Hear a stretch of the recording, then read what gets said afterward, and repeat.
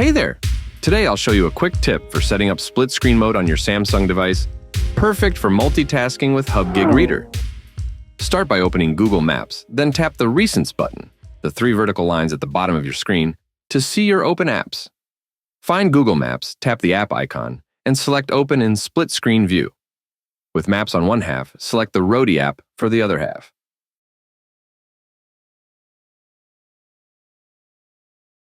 Now that we're multitasking, let's pop into HubGig Reader to adjust the zoom slider a bit. Remember, you can also add Roadie Returns to your ignore list to filter out gigs you don't want. Once you've got your split screen set up, you're all set to use HubGig Reader efficiently alongside Google Maps. With your preferences in place, like ignoring gigs from Roadie Returns or adjusting the zoom slider, you'll be ready to hit the road with ease.